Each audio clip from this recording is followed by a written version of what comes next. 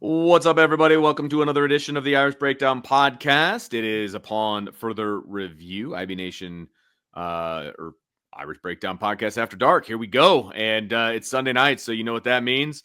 Means that Bryan and I have spent the day in the film, checking things out, seeing where we were with everything. Did we see it right live? Are there some new things? You know, that kind of stuff. This is a huge game for Notre Dame, obviously. A big 49-14 win for the Irish. And frankly, it capped off quite a crazy day of college football. And it, kind of showed that none of these games are gimmies at this point. I think that's the biggest takeaway I have from this past Saturday is none of these are gimme games. And Notre Dame just continues to do what they do. They continue to dominate. They continue to put points on the board, and they continue to leave no doubt no matter what game they're playing. And so it was a big day. It was a big day for Notre Dame. It was a big day for college football. And once again, we're going to have a crazy Tuesday night where who knows what's going to happen with the college football playoff. And so we're going to talk about the Notre Dame game and what we saw in the film and all of that fun stuff. And then we're going to, take a peek at the college football world as a whole and what that looked like and what the rankings might look like and some things like that. So we're going to kind of take a peek and do some projections there as well. But before we do, I have to tell you about our friends over at MyBookie. And they've got some stuff going on for Thanksgiving because Thanksgiving isn't just about stuffing your face. It's also about stuffing your wallet. And MyBookie, has a bunch of killer promos to help you do just that. So on Thanksgiving Day, MyBookie is boosting the odds on Devon Ashante to score his first touchdowns in the Dolphins versus Packers game. So if he scores first, you can cash in big. But if he doesn't, MyBookie's got your back with a full refund. And that's what I call a no-lose bet. So also starting Monday, so tomorrow, starting Monday, MyBookie's Telegram prize pool contest kicks off. The pool starts at $15,000 and grows by $5,000 for every 1,000 new subscribers. All you have to do is join the Telegram channel by December 1st to lock in your share. If you're already subscribed, you're automatically in. The more subscribers, the bigger the winnings. So spread the word and let's make this jackpot massive. So here's the game plan. This Thanksgiving, load up your plate, grab your phone, and lock in your picks. MyBookie's giving you risk-free football action, a shot at a growing prize pool. And if you're new to the family, they'll double your deposit with promo code IRISH. So bet anything, anytime, anywhere with MyBookie. Just always remember to use the promo code IRISH. So, Bryan, let's kick this thing off. Let's talk a little bit about what we saw, some of our key takeaways from the film and how it changed or didn't change our opinions from the post-game show from earlier this morning. We're going to kind of go through the keys, right? Or are we going to? Yes, that's not what you said just 10 minutes ago, but that's fine. I said we do keys. I'd try to get the. It's fine. It's fine. It's all good. Confused. So I'd be more confused than you are. So here we go. Let's talk some offensive keys, and we'll revisit these and talk about. I said we're going to have a talk at the beginning, and then you just kept talking. You nailed it all. So it's all good, man. It's all good. Whatever, man. Here we are talking about the Notre Dame game against Army and what they did to them. So let's jump into the keys here. So offensive keys, let's revisit these. So the first key is obviously a very important one. It's the first one that we always talk about, but it's always super important, and that is start fast. And I think they may have accomplished this one this week, Bryan. Yeah, I'd say, kind of going through first drive of the game, they go right down the field, score a touchdown with ease. That was the wild thing about that drive, Vince. Like that looked easy. It's like 13-yard gain, 6-yard gain, 12-yard gain, 9-yard gain, 28-yard touchdown. It's like they had 2 second downs. One of those ended up being a touchdown. They never got to a third down. They had a 2nd and 6 and a 2nd and 1. And then your second drive, you get it the ball. Actually, what's funny is the second drive was actually a little harder because they got the ball to 7. And as we were going to find out the rest of the day, right? That was not a good. Who knew that all plays inside the 10 were going to be complicated for Notre Dame? Yeah. The closer to the goal line, the harder it got. They scored on that drive. Their next drive, they get all the way down to the 1, and they don't score, Vince, but like it's one of those things where, you know, my wife goes, "Why didn't they take the points?" And I was like, "You're inside the 5-yard line. You're at the, you know, you're at the 5-yard line on first down. You're playing Army. You know what I mean? Like, Punch it you in. Yeah. try to punch it in, and if you don't get it, you got this great defense, and now they've got a long way to go." And that's exactly what happened. The defense forced a 3 and out, and then Notre Dame gets the ball at the 41-yard line, and they go in and punch it in on that next drive, and again in very easy fashion. 21-yard gain, 6-yard gain, 14-yard gain. Jeremiah Love said, "Hey, let's make sure we don't get too close to the end zone because we may not be able to score." So he just takes it in from 14. Get the ball back again after you know, Navy had scored. Actually, I'm trying to think that Navy scored before that, make it 14-7. Correct. For Notre Dame's long driver, they turned it over on down, so that makes it 21-7. They force another 3 and out on the Navy defense, and then Notre Dame goes down and scores again. And so you had 5 possessions or 6 possessions in the first half. You scored touchdowns on 4 of them. You turned it over on downs on another one at the 1-yard line. And the last one, you had 3 plays at the end of the half to get into field goal range. They did. And the offense got him in position to hit a 42-yarder, right? Yeah. Very makeable 42-yard kick. Moves it back 5 yards and ends up making it. So, I mean, you never got stopped by Army from the standpoint of, you know, deep in your own territory. They stopped them, obviously, at the 4th and 1. But, you know, you came out and put the game away. And then, Vince, I mean, just to put a little bit of icing on the cake, they went out in the third quarter and ran a one play, and put the game away. And I was actually looking at this, Vince, which is kind of wild. Looking at this, I have the breakdown of the game, right? So I went through and did the play-by-play analysis for my breakdowns. And Notre Dame ran 32 plays in the first half. They ran 15 in the second half. 1 play in the fourth quarter. Yeah. 1 offensive play in the fourth quarter, and it went for a 58-yard touchdown. If you're not getting a plus for that fast start, then we just need to stop doing fast starts as a thing because we don't know how to evaluate it. So I'd say that's a plus. I mean, and you needed it. It's the same as the Navy game, Bench. You needed it against a team like this. Absolutely. Not afford to play from behind with a team that's going to limit possessions. Correct. The other part of it too, Vince, is you needed to get them behind the 8 ball a little bit to where they had to try to play catch up because they're just not built for that. And they're built less for it than Navy is, because at least Navy can kind of, you know, turn up the pass game a little bit if they get behind when Horvath was healthy prior to his injuries. But when Army gets behind, it's lights out. Well, and you know, you mentioned kind of, you know, what offense they run and the way they want to do things and the way they want to control the game. I mean, if you'd have told me that Notre Dame was going to have 6 possessions in the first half, I'd have told you they're going to win this game. I mean, plain and simple. Like there are times when Army or Navy or any of the other service academies are playing the style that they want to play, you might get 6 possessions the entire game.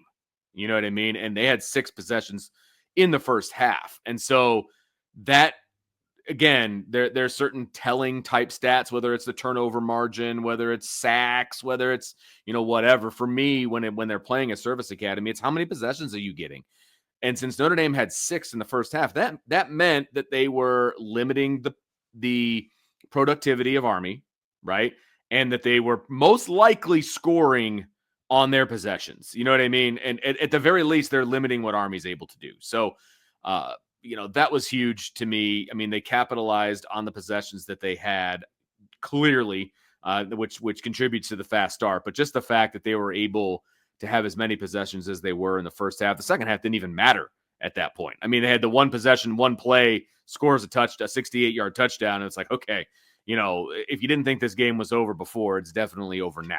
I promise you that after that run, a lot of the normies, like the people that aren't either casual Notre Dame fans that are, but kind of not really, and the people who weren't Notre Dame fans that were just kind of watching the game, I'd be willing to bet you a lot of money that if you could kind of look at like the graph of viewership throughout the game, that at that touchdown is like, oh yeah, because it's like it was over.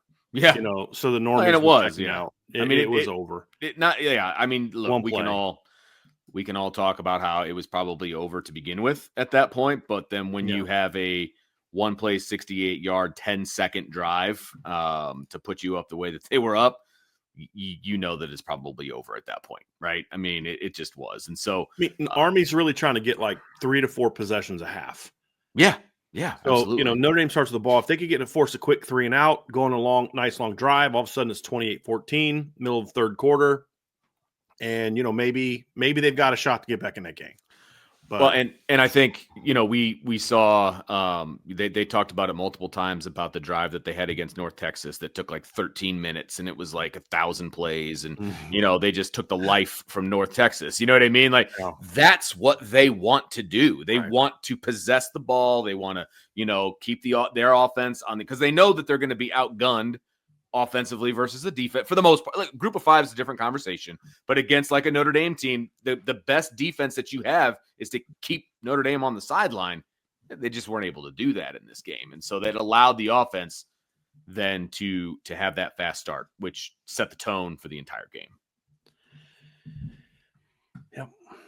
All right. Second offensive key was be active pre-snap. So I'm assuming that means moving around, getting your motions, tempo and movement. Yeah. Right. That's really what, and not necessarily the typical movement, just a little kind of lazy tight end, little zip motion that they would do.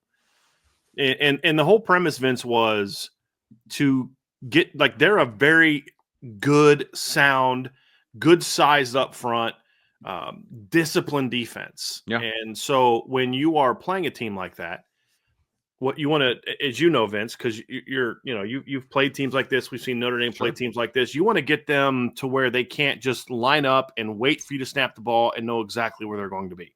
You got to do things to kind of mess with their eye discipline a little bit. And I thought Notre Dame did a pretty good job of it. I give it a check.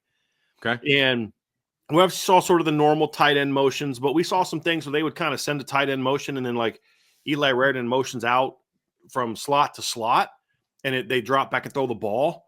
There were times where they would actually motion Jaden Thomas. They ran not a decent amount. They ran some duo in this game. And so they would kind of get Jaden Thomas going in motion and then run that. And they would have the tight end kind of play side. So they'd mix up their runs a little bit. You saw a little zip action where they'd get some stack looks. And so I thought they did a pretty good job of moving things around. The tempo was good. It wasn't like, breakneck pace, which it didn't necessarily need to be. Right. And they did some things too that, there was a couple plays that were schemed up really well with the motion. So if you look at the touchdown pass to Jeremiah Love, they send a receiver on a really fast motion across. And so Army just kind of starts looking at it and step into it. And then boom, that's all the leverage you need to hit that slide screen backside. Because you just got to get that flat defender to just come down a little bit. And then you've got the angle to now beat him. And that's exactly what they did. So it wasn't like a super creative, like, remember like Stanford used to do, Vince, where they'd kind of like go tight ends over, shift that guy across, and come like on a jet this way. It wasn't anything like that. It didn't need to be. It just get them on their heels, get them to where they just can't line up and know exactly who's where, and and call it a wrap. I mean, you needed to get them guessing, get them thinking a little bit. Sure. And that also played a role in why Notre Dame was able to gash them, because they weren't able to just kind of line up and play downhill ball. And that fact, it was one of the many factors that went into why they absolutely gashed this defense. Yeah, no, absolutely correct. And that's exactly what you want to do against a good defense. Look, Army has a good defense, and we've discussed this multiple times. You paid any attention to the shows that were leading up to the game and everything else. Look, Army has a good defense. They only allowed like 85 yards rushing, per game on the season. And this is a very good defense. And so you've got to do some things to kind of get them uncomfortable, get them moving around, and so that they can't just pin their ears back and come after Notre Dame or, do certain things that you don't want them to do. You want to be able to set the tone. And I think the Notre Dame offense was able to do that, not only with scheme, but also with the way they executed as well. Here's another example, Vince. So if you go back and watch the touchdown run by Jeremiah Love that put the game away. So all game they had been sending Jaden Thomas in motion. And usually when they did that, they were running duo to Jaden. And so they line up in 12 personnel, and they basically have the two tight ends to the left. One guy's attached, the other guy's in a wing. And so Navy's obviously lined up in a certain way. They are cheating their linebackers to the tight end. So if you're looking at the all-22, you can see the one guy stacked right inside the linebacker, and then the will is stacked over the center. So, and then the safety splitting the difference between the tight end and the receiver. So then they send Jaden Thomas in motion, and the linebackers bump. They both bump inside, and the corner squeezes down. The safety squeezes down, and they're thinking run away. And so at the snap of the ball, the linebacker to the play side linebacker froze. He kind of didn't.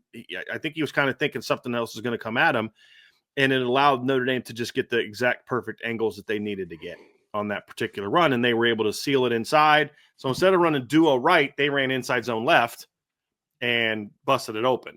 And so then instead of having a tight end come backside, they had Jaden Thomas secure the backside and protect the backside. So it was a wrinkle we hadn't seen a whole lot, and it was built off of how you had been using Jaden Thomas earlier. You kind of ran the opposite of that, and that's just a small example of it. It's nothing earth-shattering, but it's a really nice thing to kind of get them thinking, hey, I think we're going to see this. And Notre Dame had run a lot of that. So you're thinking, okay, coming out of the half, they're going to have made their adjustments. When 83 goes in motion, they're running to that side.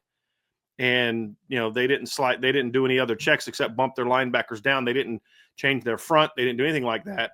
And then Notre Dame was able to get them sealed and take it to the house and put the game away. Yeah, and they absolutely did that for sure. So key number 3 is establish the ground game. And I was sorry. You laughing at my keys, Vince? No, I'm laughing at how well they executed that particular key. Yeah. Again, Army was only giving up like 80 some yards on the ground, right? And Notre Dame is a running football team. And so that was, it's one of those situations, right? Something's got to give. And immediately right off the bat, Notre Dame runs the ball for a big first down. It was like 13, 14 yards, something along those lines. And it was just too easy. Like it was like a trip up at the end. It wasn't even like a good tackle at the end. And I jokingly last night on the post-game show was like, yeah, at that point I knew it was over. Mm-hmm. But there's some kernel of truth to that. Okay. And I want to explain that because it was, look, a lot of teams are, especially when they are a run first team, and Notre Dame are going to run the ball to start the game, just to kind of get into a groove and kind of get the feel of the game. And they're on a new surface that they had never played on before, all these different things. So you kind of knew Notre Dame was going to run the ball on first down, right? And they just gashed Army on that first play. And I don't believe Jeremiah Love got touched until he got to the third level. And so it was like, okay, I'm not saying every run is going to be like this, but if that's what happens on the first one, I feel good about what's coming. And that was the guy that kind of reached out and tripped him up from behind. Right. On that right. play. When you go back and watch the tight version of that play, Vince, that was such a tone-setting play by Billy Schrouth and Anthony Knapp. Yes. It really was, because Jeremiah cut right behind them. And it was a play where, they had a 5 technique on Anthony, and then you had a shade behind the center away. So you really only had that one guy to that side, and you had a stacked linebacker, and you had your tackle, your guard, and your 3 linebackers. So Billy power steps, Anthony power steps, that defensive end slants inside. Billy pops him, just stones him. And then Anthony comes down and then just wipes him out. So it was and then they just both drove them into the linebacker. So if you actually go back and watch that play, they drove the double team into the linebacker. So the linebacker had to jump back and go around their double team. They didn't have to get off the double team to block 2 guys. They just drove the defensive lineman, and then eventually his knees buckled and he just went down. And it was about as easy of a 13-yard gain as Jeremiah Love is going to have. I mean, it was a really good run by Jeremiah Love, but that is, and he said it after the game. He was just like, the offensive line was open and, it's big holes for me. Is not verbatim what he said, but that's basically what he was saying, talking about how well the offensive line played. And that was it the whole game, Vince. I mean, I'm looking at some of these plays, and you're just like, you're seeing the size of these holes that these running backs are running through. There's a run by Jadarian Price where it's just like, boy, it's been a while since he's had a hole that big, to run through. And it was a really impressive performance, Vince, to see them just bully Nate Army the way that they did. Because as we talked about, this is not an undersized Army football team. And the other thing too, I really felt like this is one of the better jobs Mike Denbrock has done in a while when it comes to opening up, like mixing up the run game. I'm actually going to take a picture of one of these lanes, these run lanes, Vince, because I want to pull it up in the show and kind of show an example of what I'm talking about. It was. Yes, just to kind of give you guys an example of what I'm talking about here. But it just was one of those things where, you establish the ground game early, to your point, and then okay, you ran an inside zone. That's your bread and butter play. Great, it worked. But the other part of it is, I'm trying to get this right. Perfect. There we go. So I'm going to show these two plays to you guys, these two holes to you guys, and you'll see what I'm talking about. It's two of the runs from Jeremiah Love. But I love the mix-up in the game because obviously they came out early and started off with the inside zone, right? That's your bread and butter play. That's your baby. That's what you've kind of focused on all season. It's been your best play. And then they mixed in duo with it. And Vince, you and I have had this conversation for years. If you're going to run inside zone, you got to have duo. And if you're going to run duo, you got to have inside zone. Like, that's kind of how I've always felt about it. And to watch them mix it up really well like that during the game, I was very happy to see. And then you also saw them mixing up outside zone. Usually we get like one or two calls of outside zone a game. And we got several in this game, and two of them were huge runs, including the touchdown run, the 14-yard touchdown run that Jeremiah had earlier in the first quarter. And then we saw counter. We hadn't seen counter in a while, Vince. It'd been a minute since we saw them run counter. They ran that a couple times in this game. We saw them run power near the goal line. So we did see a much better blend of runs than we have seen really from this team a lot, where it was like, the Navy game, it was basically almost exclusively duo. It was wild how much they just ran duo right down their throats. And this game, we saw a nice blend, and it was just, it played into what I talked about earlier, Vince, which is this is a really good disciplined defense. And if you just kind of make life easy on them, they're going to be able to have some success against you. And Notre Dame, they couldn't just tee off on Notre Dame. They couldn't just read what Notre Dame was doing. They couldn't just lock in and say, hey, look, we know where they're going to be. They're running inside zone. They're doing this. We're just going to key in on them and lock them down. Notre Dame kind of kept them guessing, and they were doing things where it looked like inside zone alignment, and they ran outside zone away. And I just thought had an excellent performance. I'm going to pull these screenshots up here, Vince, because you guys can see this. It's just it was fun to watch. This was, I believe, the 62-yard the touchdown run.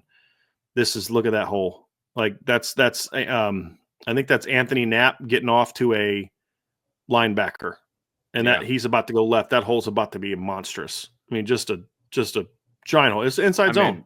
The only person between Jeremiah Love and the end zone is the referee. Yeah. Well, and the other thing, exactly. And knowing the way ACC, and I don't think these were ACC. If they were ACC officials, knowing them, it's not out of the realm of possibility for that guy to accidentally, quote unquote, trip up Jeremiah Love on that play. But the other thing too about it, Vince, is that was a great block because the guy that Billy Schrouth has sealed inside, like he does. Billy Schrouth is the guy to the right of Jeremiah Love. That guy was lined up over Anthony Knapp. And that's how effectively they ran a twist. So the guy kind of slanted into the B gap, and Billy met him and then worked outside of him. And then Anthony came right off of that and got to the linebacker. And Jeremiah made a great read, and he's about to hit that big hole. And you can see Eli Raridan right there blocking somebody as well. And so that was this is another one of the big runs they had in the game. Come on now. Here we go. This is another one that Jeremiah is about to get a 21-yard gain. He's about to cut vertically behind that. Look at what Anthony Knapp and Billy Schrouth are doing there. Look at the hole they opened up there, and Pat Coogan as well. And then this is his 14-yard touchdown run. Like he's about to cut right inside of Billy Schrouth on that play. Notice a theme, Vince. A lot of these big runs. Well, not just that. But a lot of these big runs. I'm talking about Billy Schrouth being a part of it. They hit left a lot. Yeah. These are big holes against a team that was giving up 85 yards rushing per game coming into this game. And you guys can see what I'm talking about. Like you don't see these kind of holes against decent teams, much less good teams. And a lot of it just came down to two of these this run right here was an outside zone cut. I believe this run right here was an outside zone as well. Navy is used to Notre Dame running downhill. And we talked about before the game, Vince, about you got to be able to run downhill, but you kind of got to mix your runs up a little bit, because if you just run downhill, you're playing right into what Army wants you to do. They want this to be a smash mouth downhill game. That's what they're good at. And Notre Dame did some of that, but what I liked about it is they ran their inside zone without the tight end split flow zone that they run so much, which I don't know, because that's more of a split. The thing about split flow zone is a lot of times that is a downhill. That is a B gap to B gap type of run. What they did on that first play of the game is they actually put the tight end backside. And the reason for that, Vince, is when your tight end's backside and he's protecting the backside, he can wash down and you can cut behind it. We're on split flow zone. It's really hard to kind of get the angle and the timing of the play to log that. You've got to kick it out, and you're going to cut inside the tight end. And as teams were squeezing down on Notre Dame, they were having a lot of vertical runs, but they weren't really gashing teams with cutbacks. By putting the tight end backside, he could then wash it down. And then, like we saw from Jeremiah, he just cuts behind it, which you haven't been able to do out of a lot of the split flow zone. So that was a nice wrinkle that they added. And then when you mix up outside zone the way they did, and it was a really effective play, and then all of a sudden Navy's coming downhill, they're slanting to take away inside zone. Notre Dame just reaches it because they're in an outside zone, and they just get right outside of it. It was a really well-designed game plan. There were some nice wrinkles to it. But at the end of the day, Vince, it was a dominant performance by the Notre Dame offensive line.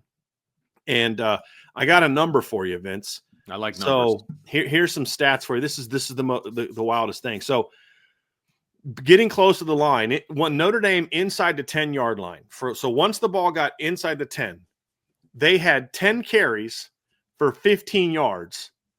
10 of those yards came on one carry on a touchdown run from Jadarian Price. So if you actually look inside the 10, they had 9 carries for 5 yards inside the 10. If you count the 10, they had 10 carries for 15 yards. From outside the 10, they ran the ball 16 times.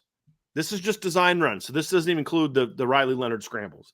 They had 16 carries for 244 yards.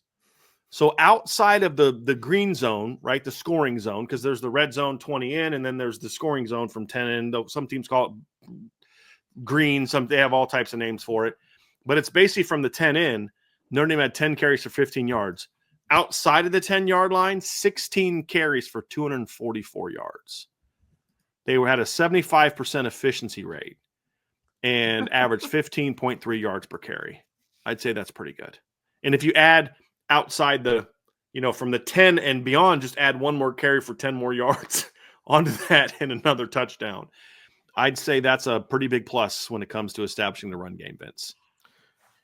I would agree with you wholeheartly on that. That's why I giggled like a little schoolgirl when I started to read it. So if you look at the total numbers, the total number of runs in the game, so you take away the scrambles and the sacks, they ran the ball 26 times for 259 yards against Army. It's almost 10 yards a carry. Yeah.